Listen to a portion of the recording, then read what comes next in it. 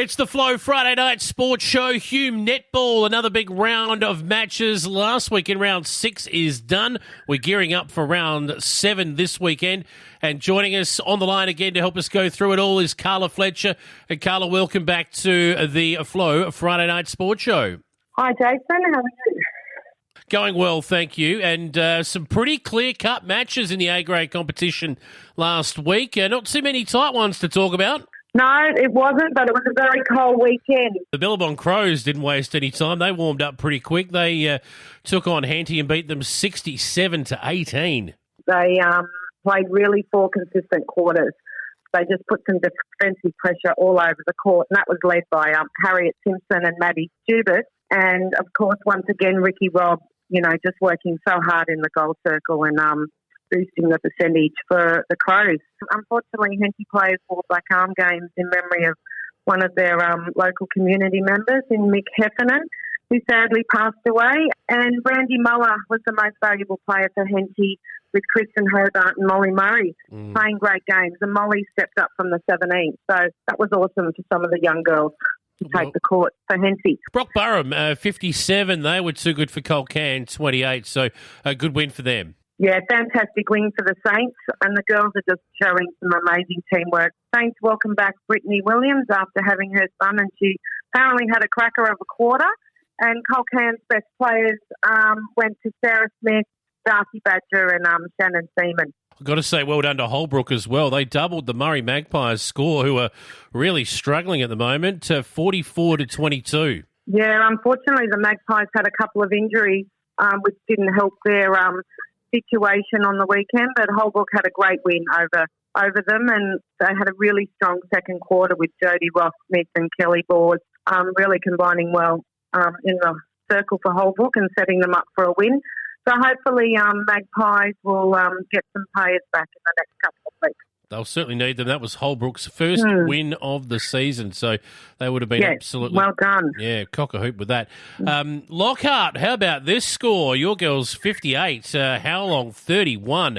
They just keep on keeping on, Lockhart. Yeah, they travelled down to Howlong, and it was great. Howlong had their Odd Fox Day on the weekend, and they raised over $5,000 for Headspace Albury Wodonga. And it was a great cause, and it was a really touching occasion just before the game. Look, Lockhart just dominated the game, really, and Howlong tried really hard to lessen the influence of Olivia Lang in the goal circle for Lockhart. The Lockhart girls were just feeding beautifully into Olivia, but best on court for Howlong were Abby Lishke and Brooke Cannon. The score in this game caught me off guard. I'm going to go to the Giants game now. Randall Bundry Waller. They took on CDHBU, and CDHBU been more than competitive so far this year. In this game, though, they just weren't a match for the Giants, who beat them 62-32. No, Randall Bundry are just quietly plodding along and playing some really strong games, and they've landed themselves into 5th spot on the ladder now. And the whole team is playing really well with Grace Finn, Vivian Mallows, Amanda McCall and Alicia Lipsky all playing strong games in the mid-court. And also Sophia Colhagen is just dominating in the goal circle.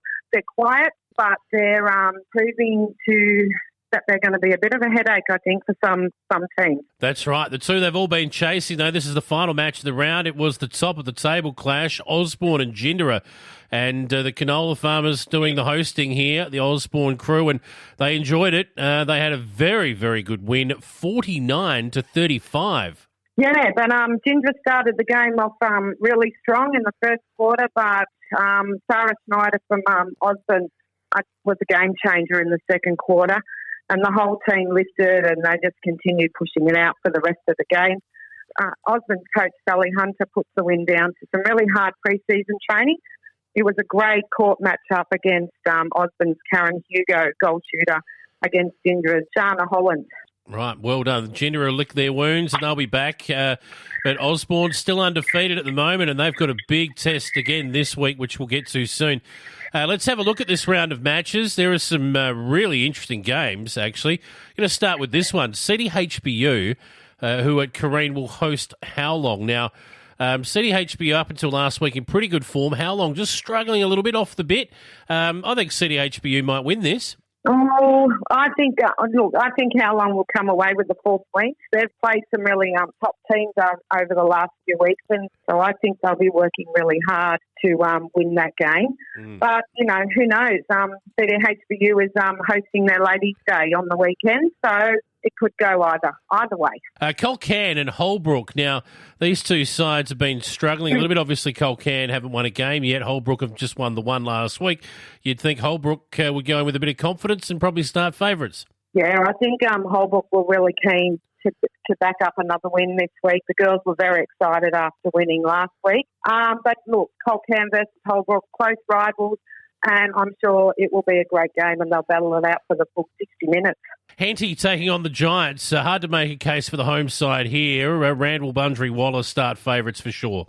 Yeah, I think Randall Bundry Waller will take home the 4 points against Henty, and that's also another close rivalry for this weekend. Here's an interesting game. Now, Gindera should bounce back and beat Brock Burham at home, but the Saints, a bit of confidence from last week. Netball's a funny game. It is, and depending on, how well Gindera do bounce back and whether they've got their full team, I think Gindera will come away with the 4 points there. Decimated by injury at the moment are the Murray Magpies. They're at home, at least, at Lavington against the Billabong Crows, but the Crows will start almost unbackable favourites here. Yeah, I think the Crows will win that game. Magpies have got a few injuries. Their coach is out. I think the Crows will take home 4 points against the Magpies. And no doubt about this one, the match of the round, it's at Lockhart. So they will welcome the Osborne girls down, and this will be an absolute beauty. Don't worry about that. There won't be 14 or 15 goals in this one. No, I think Lockhart will have to play their absolute best when they take on the informed Osborne.